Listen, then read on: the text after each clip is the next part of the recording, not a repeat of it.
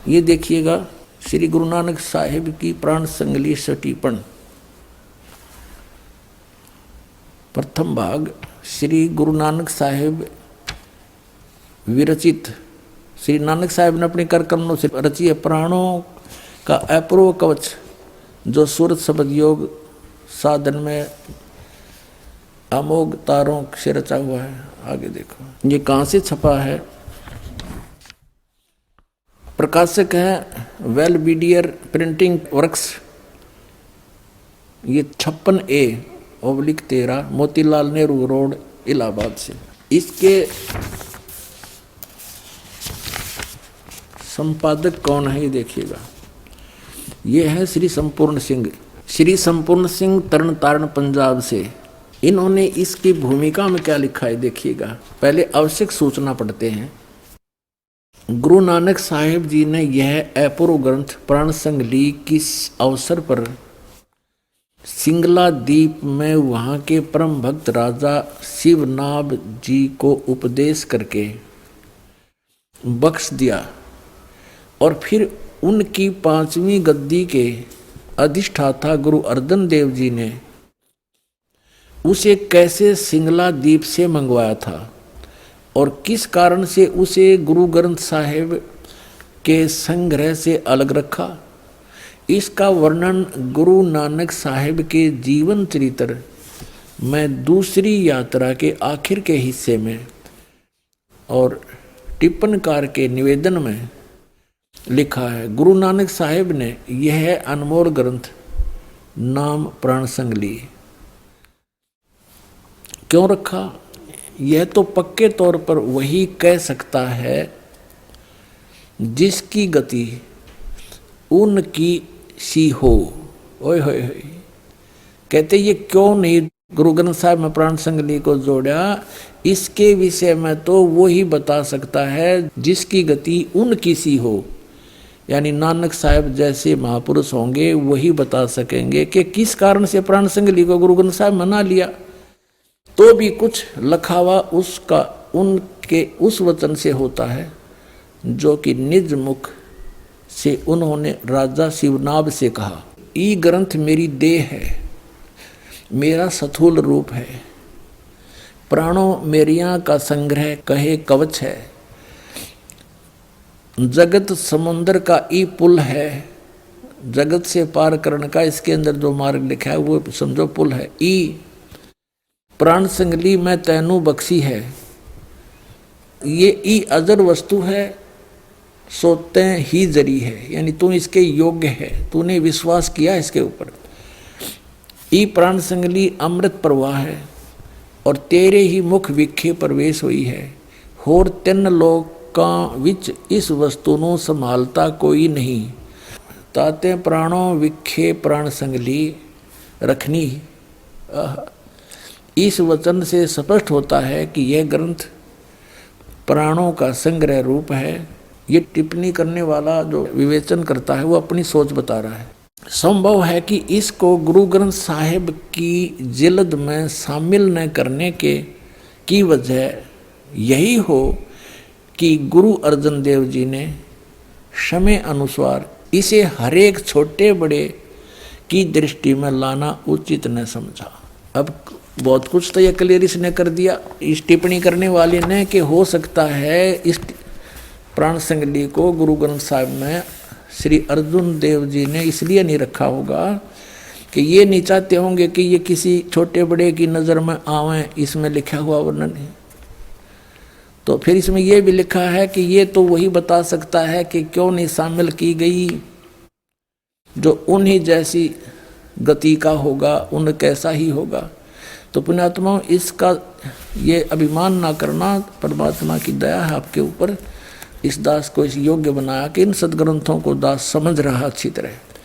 इसका यही कारण था कि इसके अंदर ये 2 अक्षर का मंत्र लिखा हुआ था, और बहुत अच्छी तरह इसके अंदर इसके सिमरण की विधि भी बता रखी थी। अन्य जो शेष गुरुओं ने, गद्दी नसीनों ने ये समझा कि यदि इस प्राण संगली को as it is Guru Granth Sahib में रख लिया तो सब पढ़ लेंगे, सब जान जाएंगे, जाप करा करेंगे तो गुरुदेव की आज्ञा का उल्लंघन हो जाएगा। फिर आगे दिखाते हैं निवेदन में कमाल कर दिया। ये है निवेदन इसी की। अभी आपने आवश्यक वो पढ़ा था सूचना, अब ये है निवेदन। श्री गुरु नानक साहिब के पंचम स्थान पर श्री गुरु अर्जन देव जी हुए हैं, जिन्होंने गुरबाणी की बीड़ बांधते समय भाई पैड़ा नामी एक शिष्य को सिंगला द्वीप भेजकर शिवनाभ के पौत्र के पास से ये ग्रंथ मंगवाया था, जिसे किसी कारण विशेष से श्री गुरु ग्रंथ साहिब की बीड़ में रखना उचित न समझकर सर्वथा ही जल प्रवाहित कर दिया था। यानी कति सारा का सारा जल प्रवाह कर दिया था। अब देखो पुण्यात्माओं, जो कि एक परम प्रेमी साधु की अत्यंत प्रार्थना से द्रवीभूत हुए गुरु साहिब के वचन अनुसार जल से निकलवाया और जैसे का तैसा उसे ही बख्शीश कर दिया गया था, जिसका प्रसंग गुरु प्रताप सूरज प्रकाश नामक प्रमाणिक इतिहास के तृतीय राशिगत 32वें अंशों में लिखा है। यानी ऊपर जो लिखा है उसका प्रमाण बताया है कि इस इतिहास में लिखा है, ये गुरु प्रताप सूरज प्रकाश नामक कोई प्रमाणिक इतिहास उसमें लिखा, ये ऊपर का हिस्सा। अपनात्मा इसमें क्या था, वो 2 अक्षर का भेद था इसमें,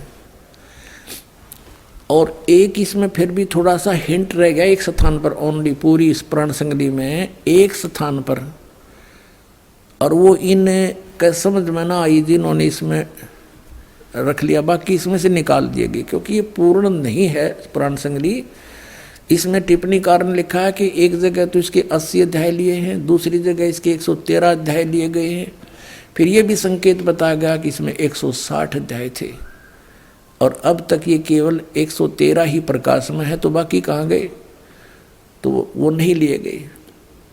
इसमें क्या लिया गया वो थोड़ा बताता हूँ, वो भी इनको समझ में ना आइयो के अक्षर है। अब ये तो आपने भाग 1 पढ़ाई, भाग 2 दिखाते हैं। ये 2 भागों में लिखी है संपूर्ण सिंह जी ने। ये भाग 2 है और इसमें ये वहीं से प्रकाशित है, ये द्वितीय भाग है उसका। इसके 103 पृष्ठ पर दिखाता हूँ आपको। ये देखिए 103 पृष्ठ पे ये प्राण संगली, ये यहाँ से शुरू होता है। ये राग भैरव है।